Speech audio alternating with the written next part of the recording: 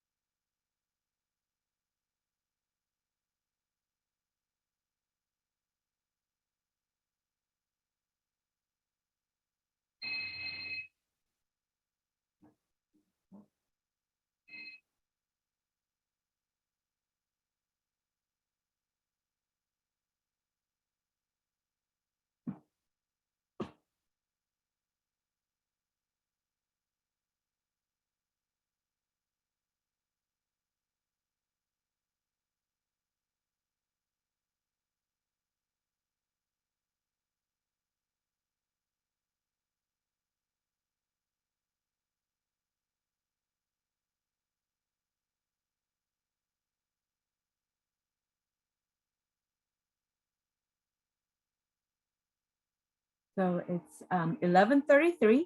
Good morning, everyone. Welcome to the CCIM 2022 First Lunch and Learn. Thank you so much for signing up and attending this event. I'm excited to be here. My name is Bonnie Brown. I'm the president for SoCal CCIM 2022.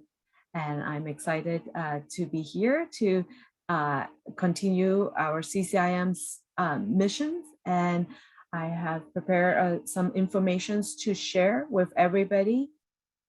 Today, our presentation will be on the state of the Orange County commercial real estate market in the review and outlook for our upcoming year.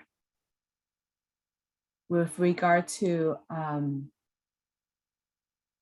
our CCIM missions, the missions for CCIM Institute is to elevate our members to the highest level of success in commercial real estate professions. And we encourage everyone to connect with us through the social media, especially on LinkedIn, our Greater Southern California CCIM chapter. And we communicate our upcoming event and update our information to share with our members on the LinkedIn. I want to quickly introduce and recognize our board of directors. I am president for CCIM, Bonnie Brown. Justin Hugron is our vice president, president-elect. Brian Russell is our secretary. Joe Stantz, treasurer. Eric Frickel, our immediate past president. Gary Martinez is our director of board of directors at large. Tony Guillermo, also our board of directors. I want to take a moment to recognize our sponsors. Without them, we really appreciate all their help and support to help our chapters to sustain and continue to thrive.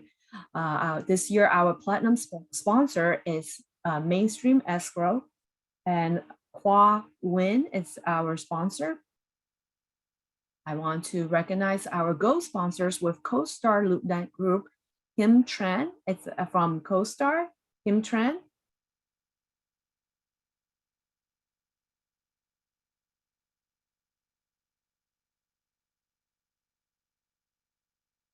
We couldn't hear you. Would you? Okay, sorry. There you go. Okay. Yeah, sorry. Did you want me to say a few words? Yes, please. Yeah, so for those of you on the call here who are not familiar with CoStar, we're the most comprehensive commercial real estate data provider. We have all the listings, we have all the comps, tons of analytics, and then we also own LoopNet as well. So if you're looking to market or advertise your property out to the general public, either for sale or for lease, we get the most traffic out of all the websites in the world for commercial real estate. So if you have any questions about that, feel free to reach out to me. I just want to thank you for allowing us to be a sponsor and become more involved in the commercial real estate community here in in Orange County, Southern California. And then also providing a platform for Jared to speak in. He's got lots to say, so I'm sure you guys will be excited about that. But thanks again. Great, thank you, Kim. I also want to thank Van Gordon from Farmers Insurance to sponsor us as a co-sponsors. Van? Thank you, Bonnie. Good morning, everybody. It's my pleasure to be the sponsor. I hope I'm the first one from the insurance side. And thank you to Mindy Leung of HBT who introduced me to CCIM. And Bonnie, it's been a great pleasure getting to know you and now working alongside with you on CCIM. And from the insurance perspective, I'm hoping that I can learn from everybody here and grow our business together. So let's make 2022 a great year for everybody. Thank you.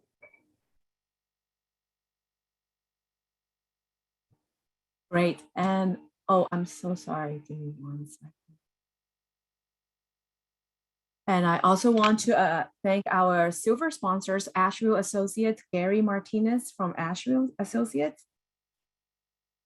All right, Bonnie, hey, thank you so much. Thank you for the opportunity for me to get the stage here, and thank you for your leadership as well. And so my name is Gary Martinez, Asheville Associates, commercial real estate broker. And so exciting times that we're in right now in the commercial real estate. Exciting mean that there's a lot of money that's out there. We got a lot of buyers that are actively looking for properties. And so one thing that we've been focusing on a little bit more of this past year, has been adaptive reuse of properties. And so what we're looking for sites, larger to better, specifically here in Southern California. And so if anyone has any sites that they're looking for redevelopment, looking for a buyer, we got a lot of money sitting on the sidelines just waiting to be placed. And so again, Gary Martinez, Asheville Associates. Thank you, Bonnie. Thank you, Gary. Oh, we also have Asset Preservations, Dino Champagne. Dino, thank you for your continued support. Oh, my pleasure. I enjoy being a sponsor for the chapter over the past several years. It's a great group. Asset preservation, we do 1031 tax deferred exchanges. Like Gary was talking about how it's been crazy. It's been crazy in our world for the last 2 years. So people are exchanging, and so it's been busy. It's been very busy, but I'm here to assist, answer your questions that you have in regard to this process. And hopefully 2022 will be a prosperous year for all. Great, thank you. We also have a green economy from Marika. She's not at the meeting at this time, but next time we'll definitely share the mic with her. And I also want to thank you, JP from Perch Wealth. JP.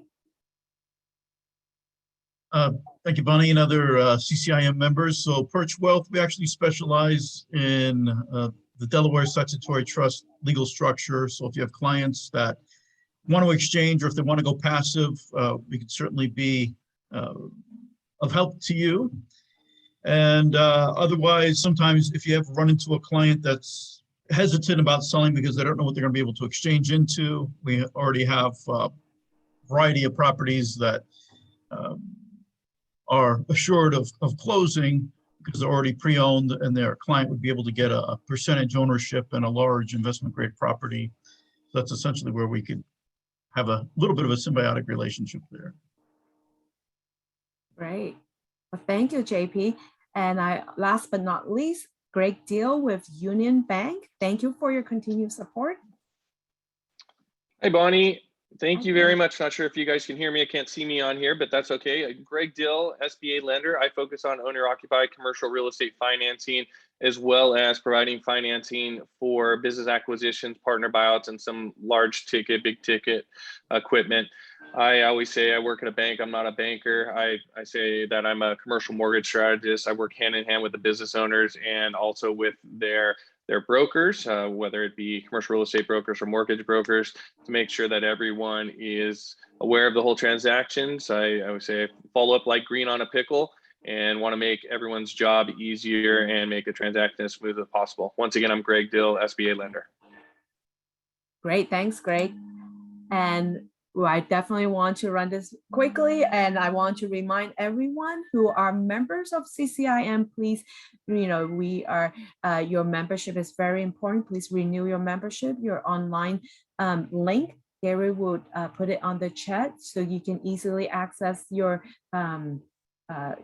renewal link online.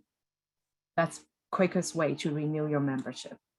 And as we mentioned, the benefit of being a CCIM member, we have over 13,000 members throughout 50 different chapters, and you have opportunity network to connect, to collaborate. Our chapter is having over 120 members, and we are planning with over 12 events this year. And so it will be exciting to connect with our local professionals as well.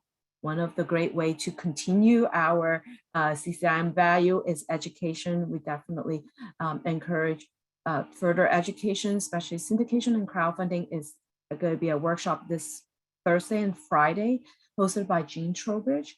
He is a CCIM instructor for many years and also a CCIM and an attorney. He had work on over $4 billion of equity offerings. So this would be a great topic for funding for our member body to participate. And if you are in the journey of pursuing getting your PIN, good news, the portfolio deadline has extended to January 28th. And so if you want to sit in for the exam on April 9th, this is a great opportunity. It's going to be at Charlotte, North Carolina. The next one will be in fall in Chicago.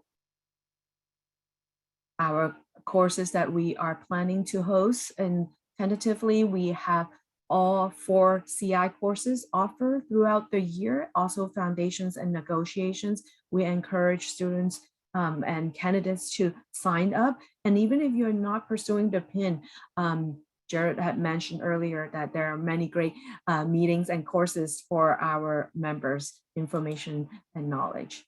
Some of the recent destinies that I want to recognize, Sheldon Power, they have been sitting on the October exam at Pittsburgh, Pennsylvania, and they become our latest destinies. Andy Patel, Justin Hugron, Sandy Sherman, and also Robert Mendieta. And I apologize that I kind of went through our board of directors quickly, but I do want to mention that we have an awesome committee chairs this year to put up exciting events. Our committee chairs include Nita for our membership chairs, Charles Thomas, our program co-chair, our also membership. We have Robert Mendieta, who is also going to help anybody who's working on their portfolio submission. If you have any questions, please contact Robert. Gary's going to put Robert's contact information on the chat if you need any assistance. Our scholarship chair, Willie Hugron, our student outreach chair, Joseph Aranda, and our market chair, Caleb Bowen, program member, Andy Patel, our sponsorship co-chair, Mindy Long, and our student outreach member, Steve Eberly. And if there's anything that we can answer and be of your assistance, please reach out to us. Our contact information is also on our chapter website, SoCal CCIM. So without further ado, let me introduce our presenter today, Jared Kadry. He works for CoStar Group, the market leader in the commercial real estate information and analytics. As a director of market analytics for Orange County, Jared reports on market trends, presents research findings, and outlooks to real estate economy stakeholders. Jared wears many hats. He utilizes his considerable skills, including real estate consulting, real estate economics, analytics, and financial analysis. He graduated with an MBA from San Diego State University, and he's an avid member of the ULI, where he has been part of the Young Leadership Group for several years. Thank you so much, Jared, for today's presentation. Great. Thank you so much, Bonnie, Gary, and everyone. I am here to present on the state of the Orange County commercial real estate market. So let me share my screen and take a beat to go full screen. And I'll look at, Bonnie, let me know with a thumbs up that it's showing full screen whenever it's ready. Yes. Let's see. Is that good? Yes. Perfect. Yeah, so what we're going over today, as Bonnie had talked about, we are the #1 provider of commercial real estate information and data. So we have a lot of data that really feeds the information I'm going to be talking about today. 2021 was a very interesting year, right? 2020 was a scary year for most of us, but 2021 was a recovery, but at the same time, there were a lot of things that we were just kind of realizing that the change from 2020 to 21 was just a turn of the clock, right? There were some mishaps that are still continuing today. So hopefully a better 2022, and we want to go over how this impacts all commercial real estate property types. First and foremost, we want to talk about the economy, right? The economy feeds every property type we've gone over, and what we'll be going over today. We want to talk about the job market as well as inflation, right? Inflation has been a huge topic of discussion lately in any news publication you look at. We are at 30-year highs for inflation in the Southern California area, 40-year high in the US. So definitely worth talking about and how that could impact the market. Going into the apartment market, very strong in 2021, and that continues to be the case. The office market, a little bit different. There's typically a converse relationship, right? You live near the office and people want to be near where they work and they want to work near where they live, but that has changed with the age of remote work. I think it's important to talk about those things. Then we'll get into industrial, a very hot property type. I heard Gary talking about adaptive reuse. This is one of the most common instances where we're seeing properties repurposed for industrial. Lastly, we'll talk about retail. Retail has been kind of on a downswing for the past decade or so because of the threat of e-commerce, but want to discuss some improvement in the market in 2021 and how things could look moving forward. And then we'll talk about investment. The capital market has really shown a resurgence in 2021, and that will likely be the case this year. I want to talk about what type of buyers and sellers are active in the Orange County market and what is driving this demand for new properties. So going into the economy, first things first, we want to talk about the employment market. This is the total labor market in Orange County. This will include all non-farm jobs. So you can see the baseline forecast going through 2023. Our main focus here, of course, is 2022 and 2021, but always good to see an outlook. For those CoStar subscribers, you can get an even further outlook in the product.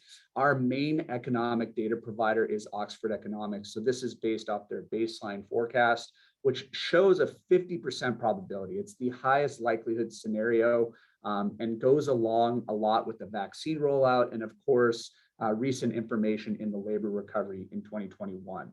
That being said, the total labor market is expected to fully recover by the first quarter of 2023.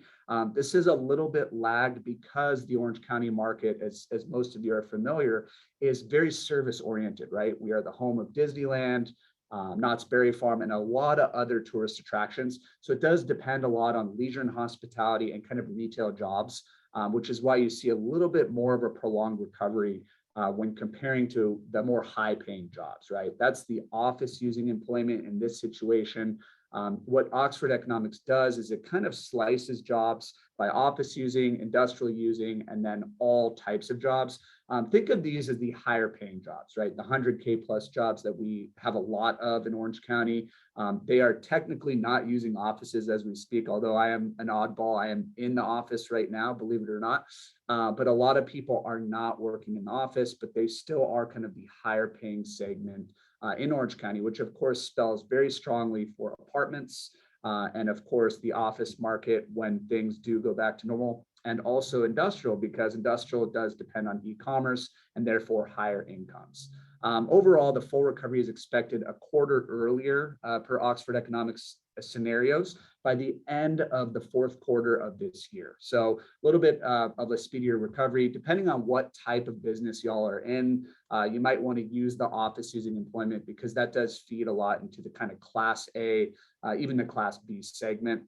So I like to use that a lot, especially for the apartments that have opened lately, because they are mostly Class A in very high-end areas. Correlates a lot more with this office using inflation, right? This is the four-letter word that we've heard about lately, and of course we've heard, hey, inflation is the highest it's been since the 80s in the U.S. as a whole. A lot of people remember the stagflation of the 70s. We've heard, rumors of that happening in the near future. Who knows? We'll have to see how things play out. But what we have seen is that inflation is surging across the country.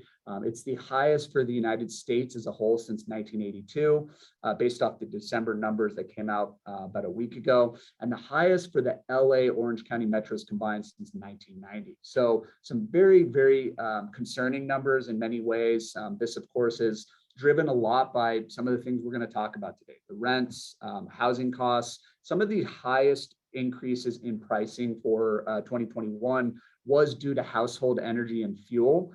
Fuel, we can see it, right? More than $5 a gallon when we go pump our gas. I saw $5.50 the other day, which was astonishing for premium, but still very astonishing. So that is definitely driving it, but also the household fuel and the energy, which, because there are a lot of people working from home. So this is a situation that is unprecedented in so many ways, including the inflation numbers, which is kind of a good segue to go to apartments, because we've seen some very, very dynamic rent growth there. Starting off with a little bit of a shameless plug here. This photo was taken by our airplane. Yes, CoStar has an airplane. It's aptly named CoStar One. It flies around the country at least twice a year, sometimes more, and takes photos of sites like this one. This one is in Placentia, being built by JPI, right by the future Placentia light rail station, which is expected to open by the end of this year. So that not only do we get really cool shots, which you'll see some at the end of the presentation, particularly the investment cover page, get some really nice, beautiful shots of the California sunsets and beaches, but it does provide us with a very good capture of the pipeline in the market. So this, yes, is a cool picture. You can see the work being done, but because of the plane, we're able to track the status of each project and therefore provide you with the most accurate construction numbers. That being said, one-bedroom rent trends are a good way to kind of track the rent growth during the pandemic. And of course, inflation is impacted by housing costs, including apartment rents. The green here is Orange County as a whole. That's the entire county, aka the market or the metro. You can see how it compares to January of 2020. This is an index. The US as a whole was very strong growth, but nothing like Orange County's growth. In fact, the one bedrooms are 20% higher than what we saw in January of 2020. Yes, we saw a little bit of a softening in the spring and summer of 2020, but overall things came back very quickly.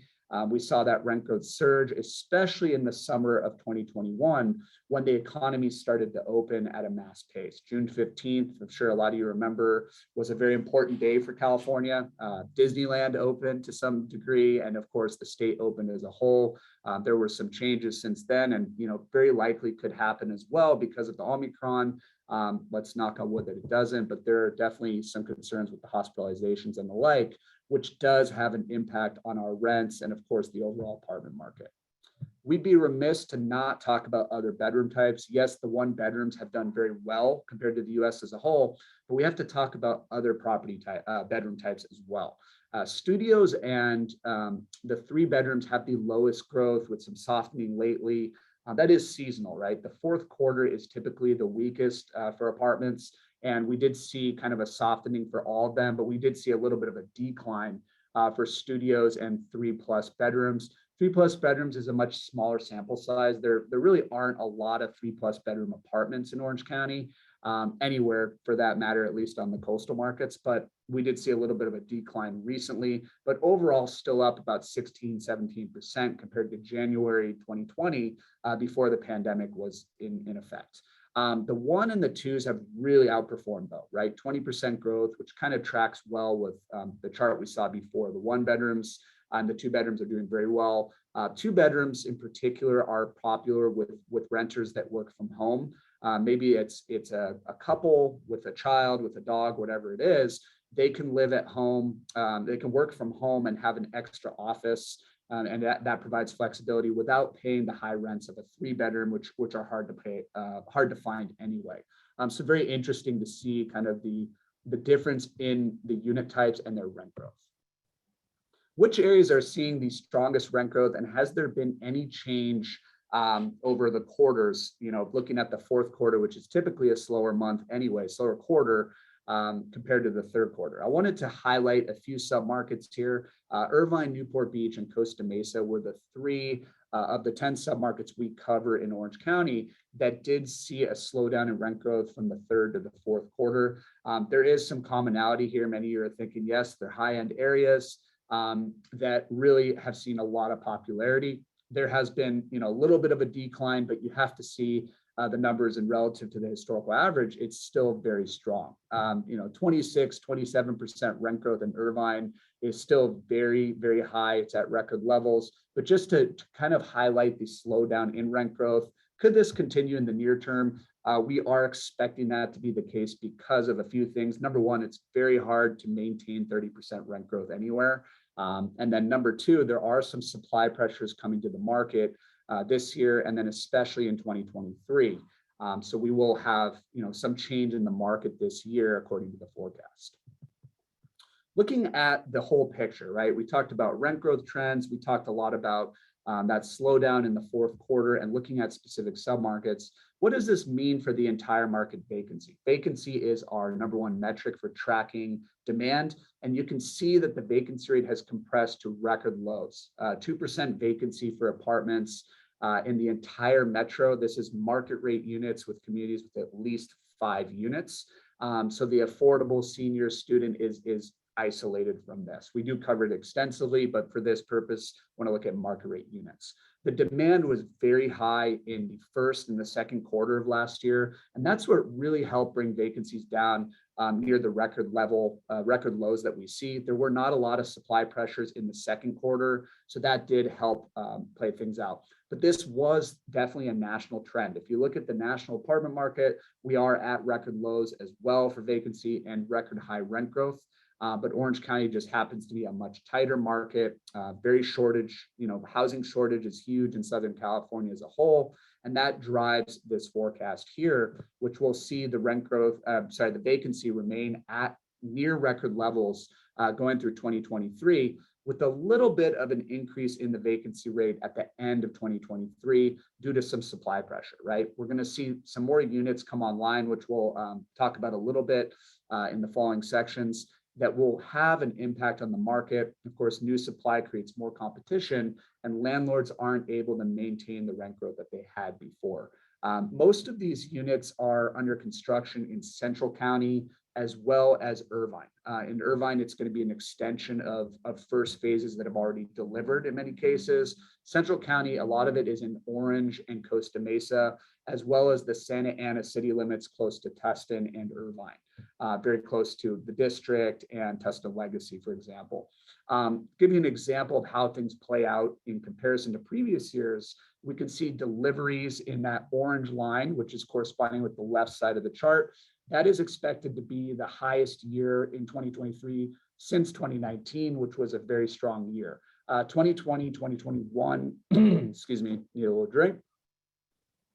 2020, 2021 was a little bit weaker, right? Because of the environment we were in with COVID, and of course, just the permits were not taking place as much. Things have taken off more. 2022 will be higher than the preceding 2 years, but 2023 is the biggest year. This is all on a quarterly basis with that yellow line, and then the blue is what actually is under construction each quarter. You saw the numbers very low at the end of 2019, early 2020. Under construction levels have increased significantly in the past few quarters. And of course, that is a leading indicator for those deliveries, which you see that significant increase in the next year, right? 2023, especially the second half of the year. The areas with the most construction, I alluded a little bit to this, but to get into more detail, Irvine by a long shot is number one, more than 3,100 units under construction. That's good for nearly 8% of existing inventory, which is very high. Just to give you some perspective, most markets as a whole do 1 or 2% of inventory. That's considered relatively normal. but a submarket like Irvine is doing nearly 8%. A lot of this is due to the fact that there is a 15,000 unit cap for residential properties in the Irvine business complex. So the IBC is nearing that cap, and a lot of these projects are getting in at the last second. They've been planned for years, but these are kind of the last parts of that cap for IBC.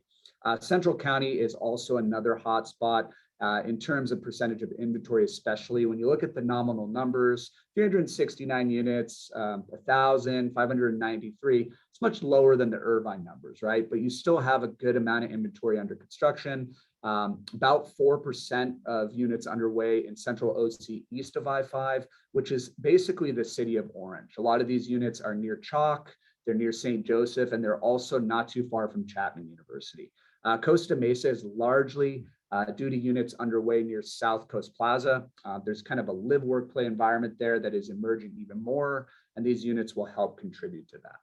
North County contributes a lot of the inventory as well. Anaheim has slowed down in recent years, particularly the Platinum Triangle, but we still have 646 units under construction there. North County, the submarket, as it's said there, is only certain areas. So it's going to be Brea, it's going to be Fullerton, places like that. There's a good amount of inventory there as well under construction. The rent growth information here, going back to 2006, this is on a year-over-year basis. You can see rent growth in 2021 was around 17% for the entire metro. Remember, Irvine was about 30%. So just to give you some relatives there, this is showing very strong rent growth. This is record high rent growth for the market. As I mentioned earlier too, the US is showing a similar trend, but the US is a lot lower than Orange County's rent growth. In fact, among major markets, Orange County has some of the highest rent growth in the entire country. There are secondary and tertiary markets in Florida and Texas, for example, that have outperformed Orange County. But in terms of major markets, we are among the highest in the whole country. That was the case in 2021 and will likely be the case at least in the first quarter of this year. We are expecting a little bit higher rent growth for the first quarter on a year-over-year basis, around 18% versus roughly 17% for the entire year last year. So continuing into the first half of the year, starting to slow as things move on though, right? We're seeing more deliveries starting in the second half of 2022. And then in 2023, the highest amount of deliveries since 2019. That will have supply pressure in the market. And it's also just a matter of being able to maintain that growth, right? The inflation numbers, are definitely, do correlate to rent growth. And we can see, in terms of that growth, like inflation will likely continue in the near term. But as things move on, it's very hard to have inflation of 8% or so for a long period of time. Same thing for rent growth. The rent growth just won't be able to maintain those levels. Those are just very, very high levels that are historically, near records. Looking here at the different, bifurcation by kind of workforce housing and then the luxury housing. Class A units are, in this case, for year-over-year rent growth, are the bars for the right side of the chart and the red line for the left side of the chart. Class A has really contributed the most to the rent growth in Orange County. That 17% rent growth in 2021.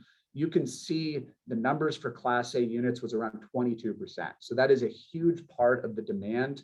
That we were looking at the economy earlier. That's why I like to show the difference between total workforce and office using workforce. The office using jobs, the kind of six-figure, the higher paying tech, financial services, et cetera, are contributing to very high demand for Class A properties. We look at the other side of the equation, the B and C properties, kind of think of that as the workforce units. Mostly that C is workforce, but I like to combine them because there's just a lot of B that, in my opinion, should be C. So you see the difference there. That year-over-year rent growth is around 15%. So a little bit lower than the total in the market and well below that Class A rent growth. The forecast looks very similar to the total market, where you see the slowdown starting in the second half of this year, and then especially in the 2023, when the supply pressure does affect the market. All right, so moving on to office. I am actually sitting on the 7th floor, somewhere around here. And this is another, great picture taken by our airplane. A lot of people are not in the office, but I personally like to work in the office. So a lot of the data I'm going to be showing you doesn't necessarily reflect everyone, including myself, but we do have some interesting numbers when it comes to remote work and how I think that'll spell for the office market as a whole. First things first here, this was conducted by Ladders, which is a website that promotes high-paying jobs. They look at jobs 100K or higher is what they focus on. And they did some data analysis based off their search activity and also some of their listings for jobs. One of the things they found was 18% of all high-paying jobs, aka 100K or higher, are now remote compared with 4% before the outbreak. That's just incredible, right? Nearly a 5-fold increase since before the outbreak. That is, interesting to see. I personally thought it was going to be higher than that, but 18% compared to 4 is pretty hard hitting as well. You have 20 million professional employees are estimated to not return to the office after the pandemic. I don't know exactly what they mean about after the pandemic because we don't know when this thing's going to end, right? The way things are looking now, it's not going to be anytime soon. But in any case, that information is very telling. 20 million professional employees. Professional is kind of, they're also including this with the high paying jobs, 100K or higher. And more the office using jobs. They didn't go into exact details on how they kind of splice the data, but 20 million jobs is significant. Another thing that is also very interesting is 3 million jobs will be moved to being permanently remote. They were moved to permanently remote in the fourth quarter. So that is a huge increase, compared to before. And permanently remote does have, provide some clarity on the office market. Whereas after the pandemic is a little less clear. So that is definitely telling. And the last thing I'll say is around 156,000 six-figure jobs are available now on their website that are remote. So that's just astonishing. And really what it tells me is that a lot of jobs will be permanently remote. They're estimating, 3 million will be moved permanently, were moved permanently in the fourth quarter. They're estimating 25 million professional jobs, the high paying jobs, will be permanently remote. So that's a lot of jobs, that's a lot of office space, and that's kind of a good precursor for our talk track here. Office leasing volume, believe it or not, did finish, well above 2020. So there are some companies coming back to the space market, taking down space, including sublease, some space so they can move up in class, but we're still well below pre-pandemic levels, 6% lower than 2019. Which you might be saying, okay, well, 6% lower is not that much. But 2019, as you can see with the chart here, as I highlight here with my cursor there, is much lower than what we saw in the preceding years, the preceding 5, 10 years, et cetera. Definitely maybe a little bit lower than the historical average. So overall in 2021, we did have volume well below what was considered, quote unquote normal before the pandemic. So some companies coming back to the market, but overwhelmingly the consensus is there is not going to be a lot of office space leased in the near, mid, and even long-term future. I think the preceding numbers on remote work are a big reason for that. We see here with sublease availabilities, I mentioned that a lot of the leasing has been sublease.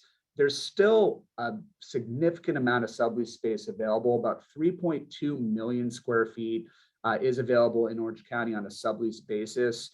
The majority of this space is Class A, kind of high-end space, large companies that are going remote, what the Ladders calls professional jobs, and they don't need that space as much. So they're putting it up, trying to get as much money as they can for it because they're not putting it to use. And it provides an opportunity for people who were previously priced out of high-end office space to have a little bit of a discount. And we have surely seen that contribute to the weakening rent growth in the market. Some good examples of office sublease space that has been leased recently, and is also some examples of ones that are available. These are 3 good examples, but there are dozens. For those of you who have a CoStar subscription, I highly encourage you to kind of look it up. It's very telling, very interesting to see what type of space is on the market. The first one was sublet pretty recently, last year, towards the end of the year. Super 73 is an e-bike manufacturer. So you might have seen these guys driving around with bikes, they can pedal and they can be lazy and not pedal at the same time up a hill. That's a Super 73 is one of the big companies. They sublet that from Anduril, which is relocating to Costa Mesa to their new headquarters at the Press. It's about 69,000 square feet. This property also sold recently, which we'll talk about more in the investment section. In the Irvine Spectrum submarket, we saw 400 Spectrum Center was sublet by Terran Orbital. This is a manufacturer of satellites. So you can see a trend here. The companies that are subletting space, a lot of them highly collaborative. Yes, they probably have high paying jobs, like the Ladders classifies them, but they need more collaboration in person because they do manufacture space. That was one of the commonalities I saw in a lot of subleases, including these two. But there still remains a lot of space on the market, including 103,000 square feet that was put up by House. That, of course, is the home improvement, the online home improvement company. They're just down the street from me here. That one is still available for sublease. I would imagine the term is flexible for a longer term than that because that's coming up in about a month or two. Bringing it all together like we did with apartments, the leasing, the idea of sublease space on the market, this has contributed to higher vacancy, right? Slower leasing volume for the past several quarters. We've had negative net absorption for 6 straight quarters until the fourth quarter of last year. That did contribute to a little bit of a compression in vacancies, but we're still around 11% as a whole. This is well above the historical average and definitely a lot higher than the pre-pandemic levels. But you take a look at the Great Recession, there was a much different situation in Orange County. Highlight my cursor here, 2010, the beginning of the recovery from that downturn. This was a market that was highly impacted because of the financial activities, right? That was a financial crisis. This is not a financial crisis. We were definitely seeing a downturn caused by a health crisis, a pandemic. So that is a big difference and can show you how different recessions react differently. I should say different property types react differently to various types of recessions. So we're nowhere near the Great Recession levels, but we are well above the historical average and seeing 6 straight quarters of negative net absorption until recently. The forecast does call for vacancies to kind of remain around 11%, but technically a little bit of compression going through the end of 2023. We do already have some secured leases for the properties under construction. The largest property underway is the one I talked about with Anduril's new campus, the Press in Costa Mesa. That's fully leased by Anduril. So that does play into our forecast, but there is a good amount of space here remaining that is not fully leased. A good example is Spectrum Terrace, which actually CoStar will be relocating to sometime soon. There is a good amount of space there available. That's a good example of an Irvine company project that was speculative, and that is kind of putting a little bit of an adverse impact on our forecast on top of the other things we discussed. Just for some kind of a sneak preview here, for those of you who don't have a CoStar subscription, going through 2026, the office market is not expected to fully recover in terms of vacancies. It's going to take a long time. I think that is a major implication provided by the remote works study, which is why I like to show that at the beginning of the presentation. A lot of companies are going remote work, and I think there's going to be a lot of adaptive reuse opportunities in office properties. In fact, we've already seen that, and we'll talk about that more during the investment section. In terms of rent growth was negative in the fourth quarter. Unlike the vacancy rate, the vacancy rate compressed a little bit. Rent growth did stay negative to a lesser extent than the previous 5 quarters, but nonetheless still negative rent growth. Rent levels at the end of 2021 were roughly in line with the beginning of 2018. So that strong rent growth in 2018, 2019, actually I shouldn't say strong, but positive rent growth, did see, a major, losses since then. We've seen those, totally come back to early 2018 because of the remote work and so many people needing less office space. The near-term forecast calls for roughly the same year-over-year rent growth as the fourth quarter, which is, under 1%, right? It's about 0.8% to be exact, negative rent growth. But we will see an uptick in the rent growth at the end of this year and then going into 2023, bringing rent levels a little bit higher than that peak that we reached in early 2020 before the pandemic. So could take some time, but we are seeing a little bit of a recovery for rent growth. It's just the space market that I think there's going to be a lot of vacant spaces on the market for quite some time, which we went over in the previous 2 slides. Looking at Class A, Class B, and C, this is a whole different animal, especially for the office market, right? The Class A office space largely concentrated in the IBC, Costa Mesa, as well as Irvine Spectrum, Newport Beach as well. That was the hardest hit segment by far in 2020 and going into 2021. As a matter of fact, we reached a trough in the second quarter of 2021, nearly minus 10% rent growth for Class A properties. You see that red line there for Class A coming down to levels that are comparable to 2015 or so. So the overall market saw rent growth come down to early 2018 levels.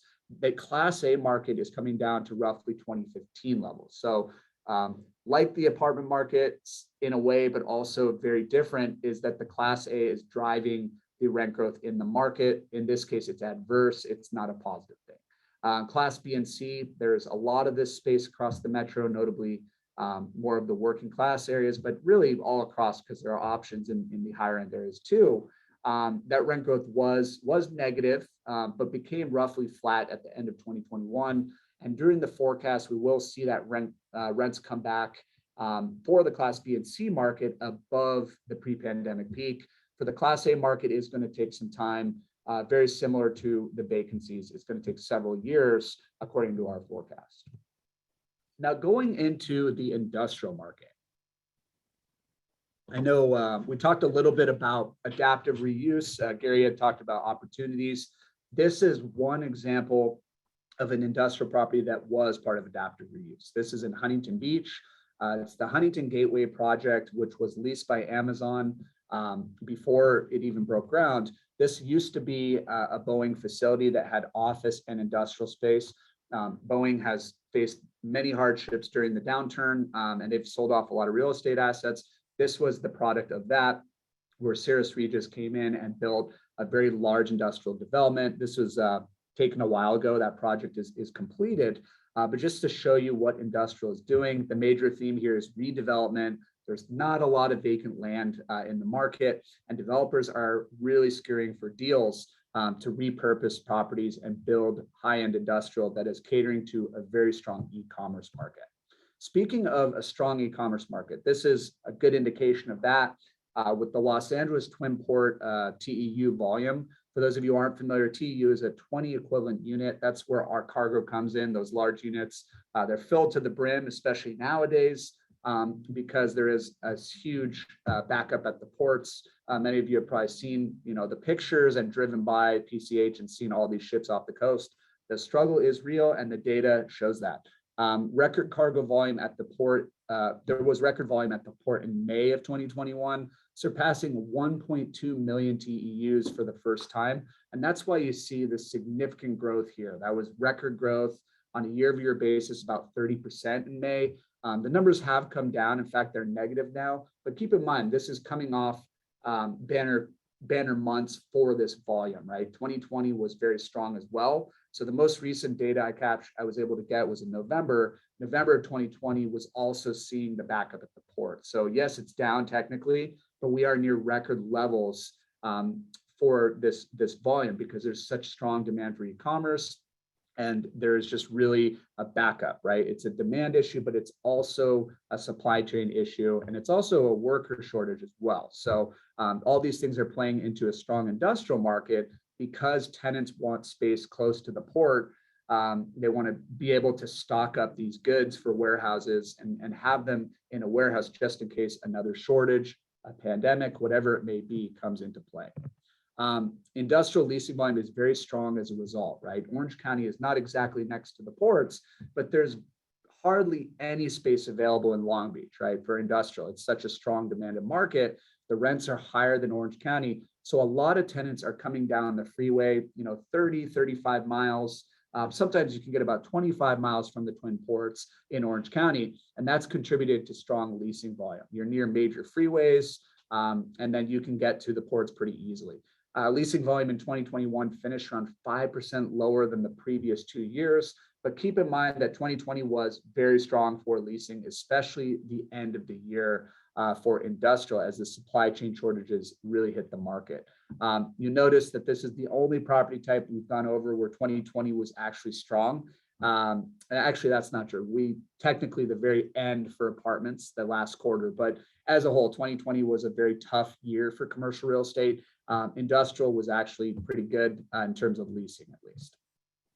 Same store asking rents have surged to new levels, record levels, and that's due to that strong growth we saw, particularly at the end of last year.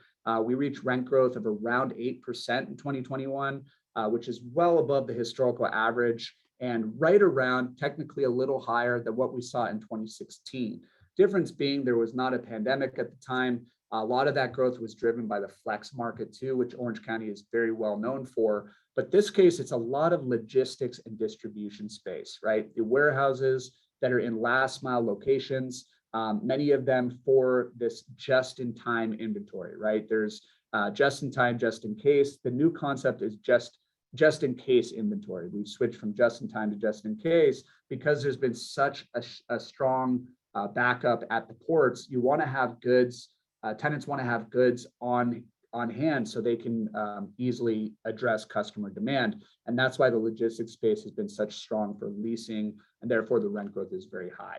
Near term, we're expected to have continued strong rent growth, even higher than 2021, because the supply chain shortage is not going away anytime soon. The vacancy rate is expected to be very low, which we're going to talk about in a couple more slides, and that's driving the strong demand. Landlords have significant leverage, particularly the Prologises of the world, the ones who own a lot of the logistics inventory. They have the upper hand when it comes to rents. So I promised the vacancy picture. We can see here that vacancies have come down to a new low. Like the apartment market, we are around 2% vacancy. The difference being that industrial is not a segment where you have multiple units, right? Typically you have one big box, two, maybe a few. It's much different than housing where everyone needs a place to live. So 2% vacancy in the market, strong absorption, particularly in the beginning of 2021, the end of 2020. That blue line is an anomaly. That's supply, right? So that's new supply coming to the market. This is an adaptive reuse of properties. A lot of times you'll see properties that are demolished and repurposed. This particular one, I believe, is Goodman Logistics Fullerton, which is the largest project under construction. That one was bought back in 2019, the former Kimberly-Clark facility, but they started work on the project at the end of the year, which is why the demolition comes there. But in any case, you see the vacancies coming down due to this surge in demand for industrial, particularly logistics product.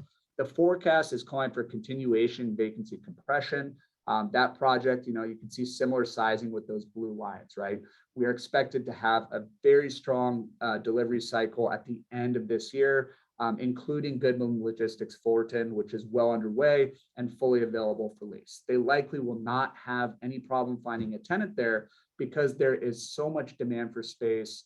It's hard to find properties with over 100,000 square feet anywhere, but especially in Orange County because of this demand that is translated by being relatively close to the ports. Another thing I think is important to talk about, this is technically an investment slide, but we'll get into more detail in the investment section, is redevelopment deals. Redevelopment deals have been popular in Orange County for quite some time. Largely because there's not a lot of available land. There's not very hard pressed to find vacant land in the metro. So you have to do covered land plays, right? Developers are buying up these properties, particularly institutional properties, institutional developers as well as REITs are buying up old industrial and office buildings to repurpose and adaptive reuse for the logistics market. This includes industrial and office buildings in particular. There are other examples, but I wanted to look at those two because they have been very common in recent years, including the Kimberly-Clark facility, which will be the Goodman Logistics Fullerton. But the main trend here you want to see is the volume, right? 2021, we saw nearly $600 million in redevelopment volume from industrial and office buildings, bringing the average price per acre up to around $5 million. That is a huge increase. It's roughly double the price for the average back in 2018, where we didn't see as many of these deals. 2019 was, of course, largely due to the Goodman Logistics Fullerton buy. That was a huge chunk of that volume. But really 2018, 2019, not that much buying going on. but we've seen that popularity in, in recent years, particularly 2021, where we've seen developers paying $6 million, $6.5 million per acre to redevelop into industrial high-end logistics space. Good examples of this. I've talked about this one about 3 times already, but it is one of my favorite examples. Goodman Logistics Fullerton, 1.5 million square feet. This is what it looked like during the demolition of the Kimberly-Clark facility. This is what it will look like, at least according to a rendering, in the near term. It will have 36 to 40 foot clear heights. So really some of the highest clear heights you're seeing across the country, because they want to be able to store those goods for the just in case inventory, right? We want to have backup of goods. Amazon, at Walmart, Target, all these companies that take down a lot of this space need to have room to put the goods that we in turn are strongly demanding, particularly those who are working from home. Also has more than 1,100 car parking spaces, which to me spells a very large e-commerce player, maybe Amazon, who knows, will likely take the space. It is still technically fully available, but I would bet my money on it that it'll be leased before it opens, which is expected to be by the end of this year. More to come down the road. A lot of developers are buying up office properties that are not ready for development, but they do have plans 5-10 years down the road. And in the meantime, will benefit from strong cash flows from credit office tenants. This is a great example in Santa Ana. Pacific Corporate Center is home to Bear and Deutsche Bank. So they've been there for a while. Bear's lease expires in 2032. So once those leases expire, they'll redevelop it. That's 10 years down the road. They could also buy them out. Who knows? It just depends on market timing. But in the meantime, Rexford is happy because they'll have strong cash flows. And then, of course, a redevelopment for industrial in the long term. They paid around $4.9 million an acre for this in September, just to show you that is right around the average for 2021. So very similar, probably largely drove the average too, because it's such a big deal. But overall, pretty similar and very expensive record deals for land. So wrapping it all up with retail in terms of the property types, then we'll bring it all together with investment, kind of looking at the capital markets, who's buying and selling property, and how is it impacting pricing and cap rates. And then we'll have a quick takeaway slide to give you kind of a, bullet points of a very long presentation. So going into the retail slide. One of the things we talked about today is industrial and how it has outperformed, largely due to e-commerce, and that really does have an impact on brick and mortar retail. We've seen that over the past decade or so, but especially during the pandemic, you can see the e-commerce sales are through the roof. That'll be the non-store retailers here. At the end of the year, we reached a record of more than $90 billion of sales that were non-store retailers for the US as a whole. That is by far the highest we've seen going back in history. And that is surely biting into the retail brick and mortar demand. General merchandise is up too. Don't get me wrong, people are still shopping. They're going to big box retailers, the grocery store, and the like, but there is not, you haven't seen this threat from e-commerce that for the past 10 years, it has been a thing, but this is becoming even more real because of the pandemic and people staying home. Other product types are also up too, but still the non-store retailers are really impacting brick and mortar, which has really driven a lot of owners of retail properties to reconsider and possibly redevelop into property types that are different, but also into mixed use components. Keep some of the retail space, maybe add more apartment units, or maybe add even industrial. We've heard of some examples of that at major malls because they're in the last mile. But the bottom line is the industrial and the apartments is kind of the focus, right? People are looking at those property types because, as you saw, they have some of these strongest data points for rent growth, for vacancy, and leasing. Leasing for retail is up. The rumors are not true that retail is dead. It's not dead. It's definitely it's being threatened. But we did see a significant increase last year, 50% higher for leasing volume compared to 2019, and just slightly lower than 2020, but slightly lower than in 2019. So 50% higher than 2020, slightly lower than 2019 levels. So we see those numbers are, very, very good, very important to look at, and definitely hopeful for the market. But it's important to look at what type of tenants are taking space as well. The large majority of these tenants are essential retailers as well as experiential tenants. These are three great examples of some of the largest leases in the market. Also worth mentioning that most of the leases for retail are less than 5,000 square feet, even larger share at less than 2,000 square feet. These are just examples of tenants that have really contributed to large leases recently. At Home has leased two major spaces in Tustin and Costa Mesa, not too far from each other. These are companies that failed during the pandemic and were repurposed for At Home. One example is Ansar Gallery, which was an international market at the Costco in Tustin, the Costco shopping center. And then At Home also took a former Kmart in Costa Mesa off Harbor Boulevard. You can see the lease terms. They are good examples of At Home, a credit tenant, and what type of terms they're looking at, kind of a plan to be here for the long run, 11 years and 13 years at these very large spaces. The last example is, of course, an experiential tenant.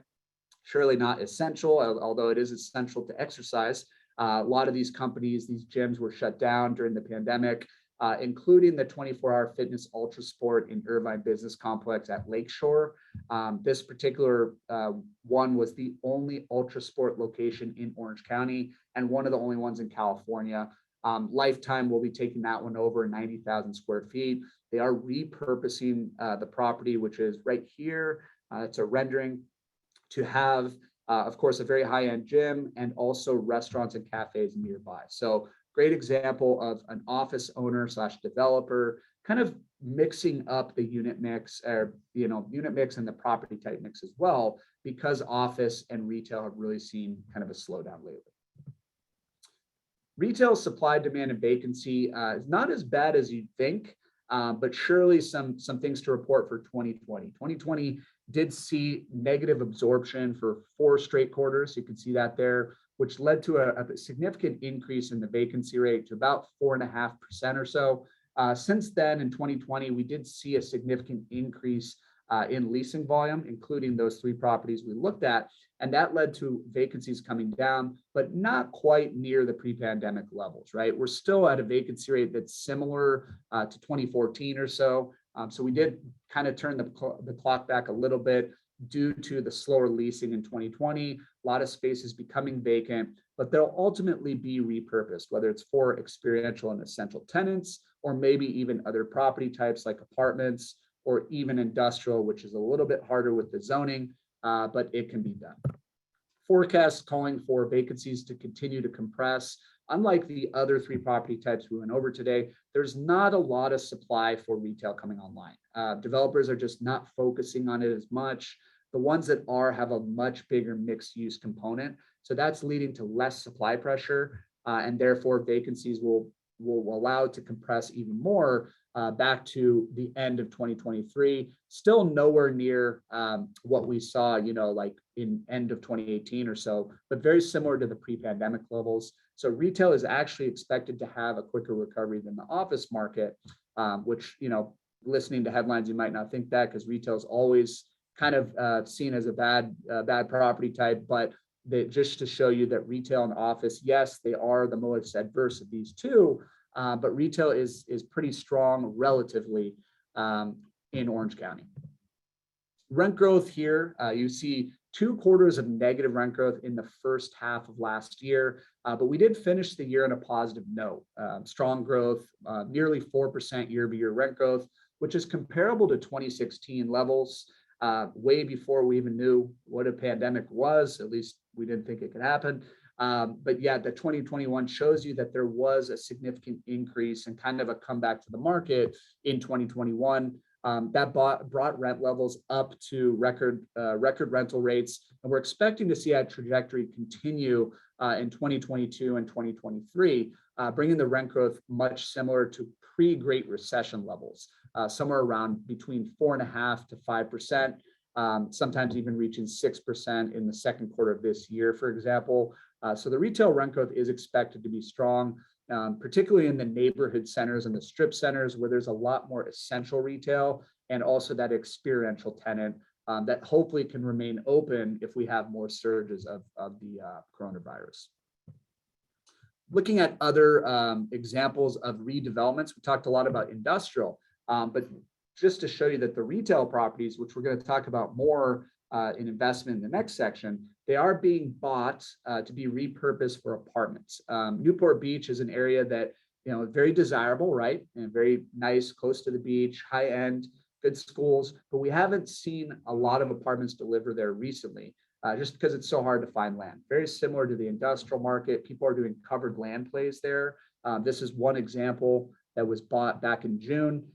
Plans call for 350 apartments, some retail and some dining space. So kind of that mixed use repurposing of existing retail properties over there at MacArthur Square, very close to the corner of, it's going to be Birch and Dove, very close to that area near the airport. It's over $45 million, around $8 million an acre for that retail office complex.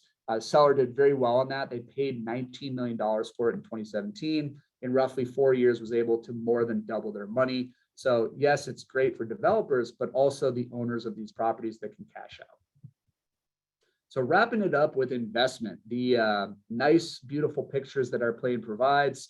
I use it mostly for my job to track construction, but this is also an added benefit of having a plane at your company to get aerial images of different parts of the country, including Orange County. So going into here to look at transaction volume. Transaction volume across the 4 property types was 70% higher than 2020 last year and 40% higher than in 2019. Investors returned to the market in full force across pretty much all property types, right? But particularly apartments and office. The apartments, of course, are being bought because the property type has outperformed, record low vacancy, record high rent growth, and everyone needs a place to live, especially in a market that has a housing shortage. It pays dividends. Office, of course, we saw the data. It is the most adverse of the 4 we went over today, but a lot of investors are confident in the long run. They might be able to get a discount on some of these Class A properties, and many are being repositioned for industrial. Speaking of industrial is at record high for investment. Investors are just very, very interested in the strong demand provided by logistics properties, particularly in North County and near major thoroughfares. The other big part of that too is redevelopment. They're buying old industrial properties, including the example of Goodman Logistics, Pacific Corporate Center, and redeveloping them for new high-end Class A industrial warehouses. Retail is up a good amount too, but the difference is a lot of these retail properties are being repurposed. We have seen examples of cash flow producing retail, especially neighborhood centers, but some of the largest deals we've seen are being repurposed, including that Newport Beach example. Cap rates have compressed significantly over the past decade. You can see that with all 4 property types. We did see kind of a softening in the compression though in 2021 for a few property types, particularly office. Office went up a little bit, roughly around 6% on average for the market. And that is, of course, a reflection of slowing rent growth. And that's why a lot of investors have kind of gone into the office market, bought office buildings because they can get a relatively good discount and repurpose them, and hopefully for the long run have good cash flows when the remote work, might become permanent for a lot of companies, but some companies might return to the office. Retail did have compression. Industrial and apartments had the strongest compression, especially apartments. Apartments averaging about 3.7% for cap rates. This is one of the lowest rates in the country for yields, and it's just expected to continue in the near term. The thing to mention for the forecast for all 4 property types is the idea of the Fed is going to raise rates this year. The Fed has indicated a few rate hikes this year. And of course, good examples of forecasters. Goldman Sachs is one of the most famous ones. They're calling for 4 rate hikes in 2022, possibly more in 2023. So when the forecast gets updated, I will bet you the cap rate expansion will be a little bit stronger here. But nonetheless, we are calling for cap rate expansion. That is a function of an increase in rates. The higher the rate, the higher of a spread you're going to demand, right? You want to have higher returns when the rates go up, so you can have a spread between your interest rate risk and your cap rates. So we could likely see cap rates expand. We did see a little bit of that in office already in 2021, but we'll have to see how it plays out in the next couple of years, but do expect cap rates to expand. Notable recent sales. I think this provides some good color on a lot of the trends we talked about today, right? We talked about redevelopment. We've talked about a very strong apartment and industrial market. And we've talked about investors coming into office properties and purchasing for the long run. These are three great examples of that. The first being Jefferson Edge and Rise. These are in the Platinum Triangle of Anaheim. So two properties combined sold for $380 million, around $509,000 a unit. This was by far the highest price tag for the whole year for apartments in Orange County. And it was bought by a very well-known institutional investor, PGIM. The seller was the developer, JPI TDI, which is building a property near the light rail station in Placentia. Bank of America call center sold in Brea for $165 million. That's around $5.2 million an acre. For those of you who remember, this is roughly around the average in 2021 for redevelopment plays. So this one was a little bit of a different buyer, right? Someone that we know very well, but has not necessarily been in the development business for a long time. They're starting to get into it. Amazon. Amazon is purchased this, and they are going to occupy it for a distribution center. And they'll have to, of course, wait till the lease expires. I believe it expires next year. The city of Brea has really thrown their arms up in the air with this. They're outraged. They're not very happy with Amazon coming in because it'll increase traffic. And of course, a lot of the congestion with that would affect their streets, and there could be 1,000 employees there. So that is one news story you'll probably see about this property. Lastly, the Andrew former headquarters, they'll be relocated to Costa Mesa. IRA Capital is a local company here in Irvine. They paid $103 million for that property at 2722 Michelson for a record price tag, $667 a square foot. That's the highest price paid in 2021 for assets. And this is clearly a long-term play. This one was redeveloped in the past to be a creative office project and is one of the very good examples of an IBC property that has a lot of potential in the long run there. So that concludes the presentation. Just some quick takeaways for you. The economic recovery and work from home environment have proven well for apartment and industrial. We've seen that with the 2 bedrooms and the 1 bedrooms outperforming for apartments, particularly those 2 bedrooms where it allows for a quasi office for a couple, maybe a single person. It's surely showing with the apartment market. And then industrial is due to the fact that people are shopping online more than ever. We saw that with the data for non-store retailers, and that's causing tenants to look for space within a reasonable distance of last mile locations, as well as the ports of Los Angeles. Office and retail continue to struggle with redevelopment into other asset types common. We've seen that particularly for office into industrial, retail into apartments, and we could see even a mixed bag of all those things. But nonetheless, people are demanding these property types, and brokers are definitely catering to this concept where people are looking for covered land play opportunities for adaptive reuse. We go into industrial developers are paying record prices for covered land deals across the county. We've seen that. Didn't talk about this example, but there's a property right down the street from here, next to the boardwalk development on Jamboree and Campus, roughly.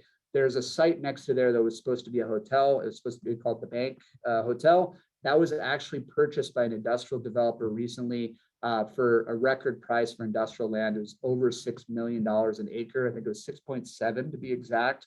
So it shows you that people are looking at any land they can get rezoned for industrial. Maybe it's already in place and has entitlements to rebuild for distribution centers.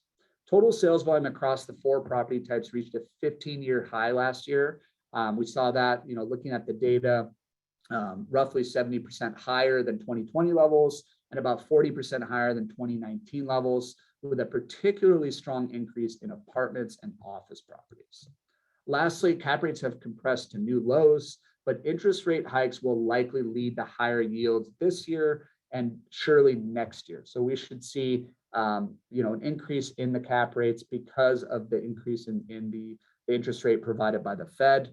There's always that cap rate spread, right? And to avoid that interest rate risk, developers and investors demand higher cap rates. So we'll likely see the cap rate go up a little bit, and I'll hope to update you in the next presentation and see where that data takes place. So thank you so much, everybody. If you have any questions offline, feel free to reach out to me. This is my email address and my phone number. I'll open the floor to questions. Bonnie, if you want to facilitate that, that'd be great. Thank you so much, Jared. Great presentations. We can open up the floor to any questions from anyone attending this presentation. You can either raise your hand or you can put your questions on the chat or put it on a Q&A.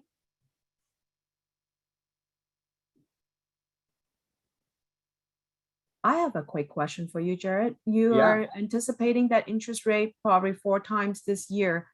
What are the steps? What are how much for each time? Your thoughts?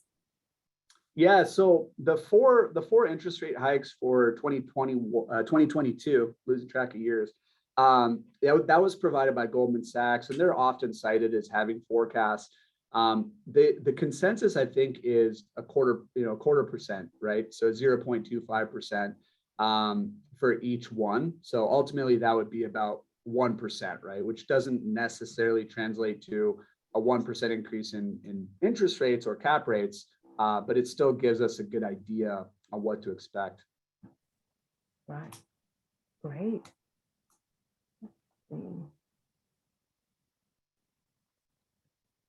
I know our main focus on the presentation is Orange County. Do you study for the state of California as well?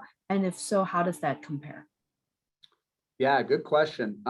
So I cover Orange County and the Inland Empire. And, definitely study California just to get comparisons. And I think, when you look at things, Southern California wise, we're all pretty much in the same boat, right? For apartments, we're all doing very well, strong rent growth. And to be honest with you, the whole country is, but, Southern California markets have seen very strong increase in rent growth, particularly Inland Empire and Orange County. Looking at other asset types, for example, office. Office has surely been more adversely impacted in Los Angeles, Orange County, and San Francisco than it has for San Diego, for example, right? San Francisco got crushed. Just, so many things happening, but you saw that in the apartment market in 2022 up there, where you didn't really see that in Southern California as much. But California as a whole is doing very well for industrial and apartment. When it comes to office and retail, it looks a lot like other coastal markets across the country where, you are seeing, it's going to take time for the office market to come back. And also for retail, a lot of redevelopments, just because there's not a lot of available land in all of California, right? All the big cities. So people are redeveloping a lot of the retail that is somewhat obsolete into other property types. Great. I have a question come in on the chat by Charles Thomas. Which asset class will the interest rate hike impacts the most, and how does that affect the prices? That is a great question. I wish I had a crystal ball, but I would say, I think it'll definitely impact all of them. I know lenders for multifamily are a little more, let's say, confident, right? Because everyone needs a place to live. There's housing shortage in Southern California. So I guess in theory, it would be office, right? Because office is the most adversely impacted by the pandemic.